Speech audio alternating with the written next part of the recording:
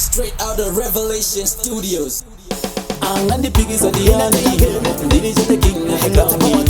Dini go to the towny. That's a power little seat on the Angandi pigis at the end. Dini the king and the county. Dini go to the towny. That's a power little seat on the Angandi pigis at the end.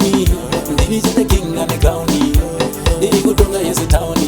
That's a power little seat on the Angandi pigis at the end. Dini the king and the county. Dini go to the towny. That's a power little seat on the Kana watino anese mwiriputika ndasona kuti vapana mavakurasika ari matisini ani bopanika ndinotokanika kanika samakanika chipinga ndini ndasimudza fleki stistora mari wisi mupeki angandipikisa ndiani ndini chete king and county ndiri kutonga yese towni notsapa ndiro sita ungandidi angandipikisa ndiani ndini chete king and county ndiri kutonga yese towni notsapa ndiro sita ungandidi ndiri kuyitonga vose avagone vanotoporonga cheromanikalendi ndiri kuyitonga handitye hondo yemuseve nemapanga handitize hondo saking lopengula mandiri vakati ndoda kuvabvisira lobola vanoda zvigaro havagone kushaura handina zvinoyera nhasi ndazvifumura angandipikisa ndiani ndiri chete king and county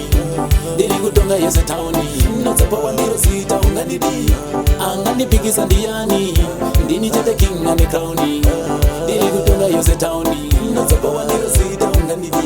kana watinowanese mwiriputika ndazviona kuti vapana mavakurasika ari madhisini animbopanika ndinotokanika kanika samakanika pachipinga ndini ndasimudza fleki stistora mari wise mupeki udza vapana ava vasandiyesa havasi kundiketa ndininodza angandipikisa ndiani ndiri chete king and county ndiri kutonga yese towni notsapa ndiro sita ungandidi angandipikisa ndiani ndini chete king and county ndiri kutonga yese towni notsapa ndiro sita ungandidi